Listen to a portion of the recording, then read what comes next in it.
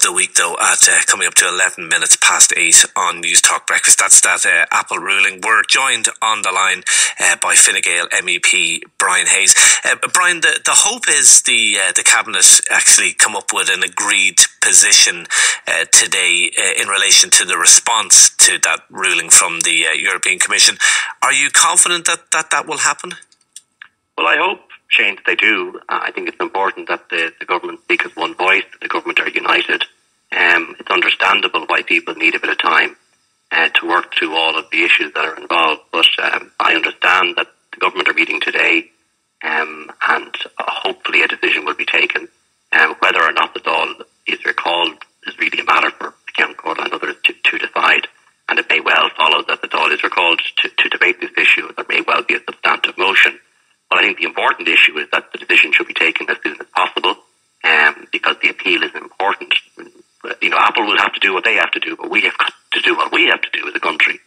And given the importance of this issue, the reputational issues involved for the country, and the importance that Ireland is an open economy in terms of attracting jobs into our country, and the message that we send out, it's important that we appeal the decision. Okay. And ultimately get to a decision on it. Shouldn't this all have been sorted out in advance? I mean, the government seems to have been rather surprisingly caught on the hop by this. I mean, you surely have your sources in Brussels. Surely you should have got some kind of indication of what was coming down the line, and all this could have been squared off, particularly with the Independent Alliance in advance. It seems like the government was asleep at the wheel on this one. Well, I mean, whatever about the relationship between Fine Gael and the Independent Alliance, they're a new government. There's new personalities around the cabinet. Not that new, Nick. Come on, you've been there for a good few months at this stage. You can't keep using that line. They all need to work on it, and maybe it could have been done better in terms of the explanations to people. I don't think it's any surprise to people that this decision was coming. Well, it's a surprise to Michael Noonan. He was saying it was going to be less than €1 billion just a few days ago. Well, no, that's the point. The surprise is on the amount. And, I mean, I understand, Shane, no one outside DG Comp, the team of people working with Marguerite Vestager, no one knew the amount until that morning. That's my understanding. And there's a reason for that. The reason why the amount, once you start telling every other commissioner, once you start telling everyone else, it leaks. Inevitably, that's the way in which politics works. And there's a market sensitivity issue around that. For instance, if the amount was known before the decision was taken, that would have leaked. It would have caused a market-sensitive issue for the companies involved. Yeah. So my understanding is that share price didn't move too much on Apple. No, I noticed that, but my understanding is that any of the decisions that are taken on state aid cases, where a decision is coming down the track, a kind of principal decision is taken in advance. People, generally speaking, know that, but the scale of the amount involved is not known till the last minute. Oh, okay, now, that's fair enough, and that's very logical. But then, why was Michael Noonan able to so confidently brief colleagues in the days leading up to it that, oh, don't worry, this will be about £1 billion, nothing to see here? But that was the indications that were coming from the Commission at the time, and there has been lots of different leaks and sources from the Commission. This thing has been going on not just under Marguerite Vestager's time, but also under Almunia's time, who was the previous competition authority. This thing's going on over 3 years.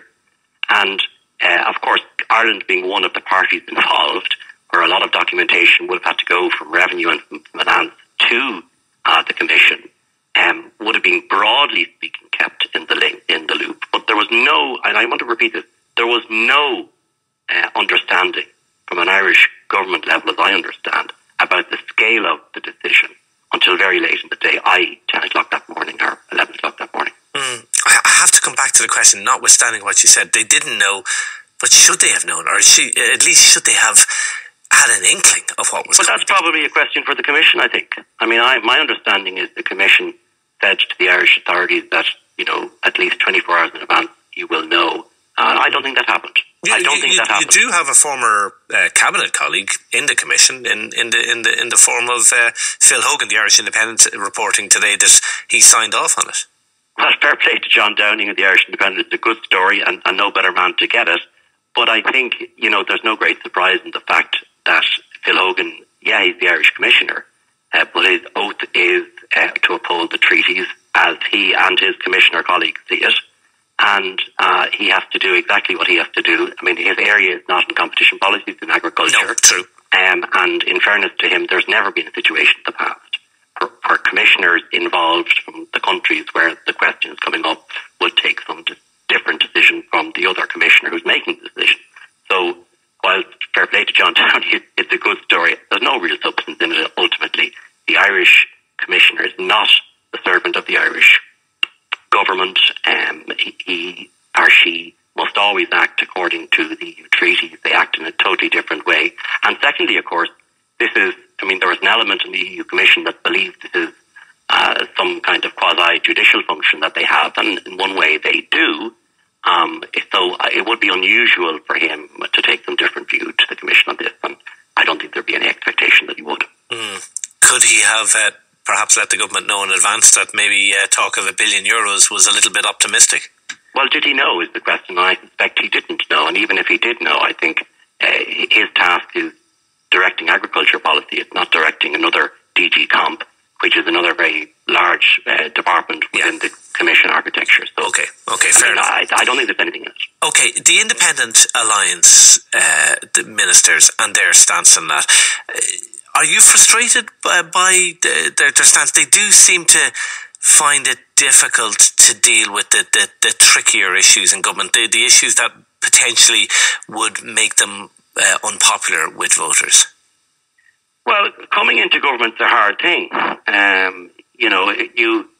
Issues come up, they land on your desk, on the desk of the cabinet, and you've got to resolve those issues.